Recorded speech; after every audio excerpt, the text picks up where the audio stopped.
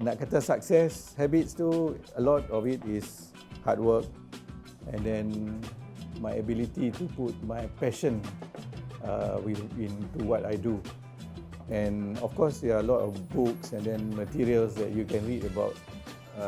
Basically, kita kena cari kita punya keperluan, our needs, be able to differentiate the needs from your wants.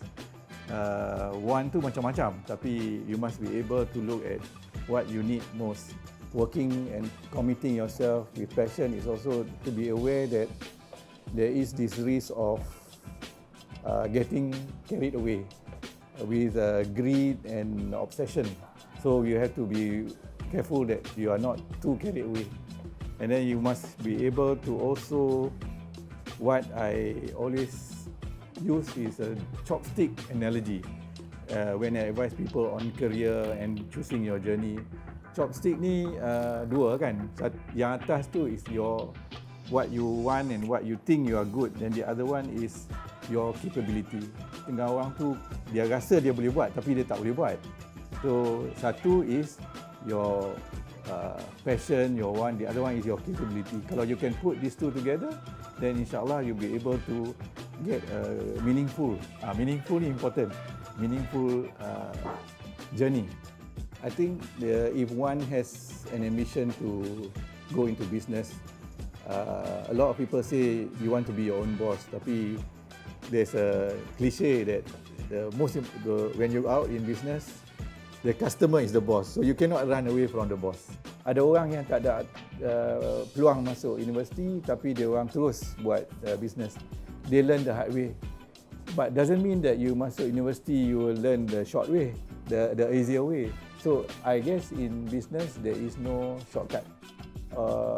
One old gentleman told me, we are doing 20 projects, but if one is successful out of the 20, you should be thankful. 19 others fail, and nobody tells you about failures except you yourself know. So to answer your question, if you treat failure as a learning point and you pick the pieces, that's the best lesson in life. There's a difference between value and margins and costs. So if you have an idea which brings value to the table, money will come. Ramai orang tak tahu differentiate between nilai dengan harga. And that is very, very big difference between nilai dengan harga.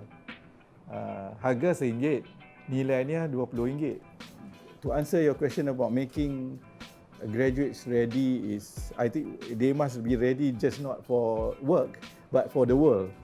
You already encounter biases and prejudice. So you learn to overcome those biases and prejudices. And then you strengthen your weak areas.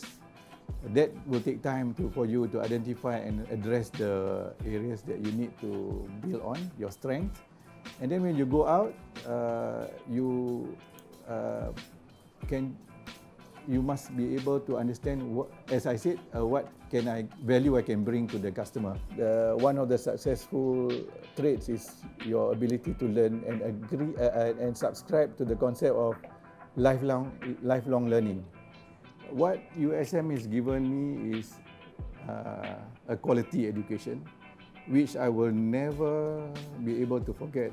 I would sound emotional, but from the 3 years we spent in USM, the social science education was very open.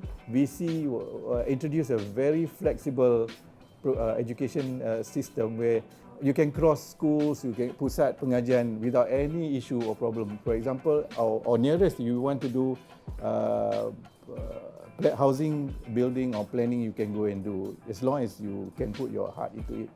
Kita dulu compulsory dekat USM, one language, one ASEAN language. Still lah. So that is so useful. Whenever I go to Thailand to discuss business, they are so impressed. Though I cannot write anymore, but I can kelentong lah sikit in Thai.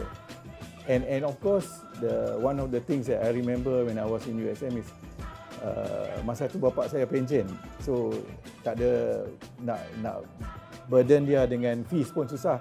So I thought tuition for some of the people, some of the fellow graduate, my peers. I taught them statistics and quantitative method, and sometimes I get paid in kind lah, dapat makan free and all that. And also the brotherhood those days, until today I can show you some of the WhatsApp group USM punya, my batch is still on, and of course with the seniors.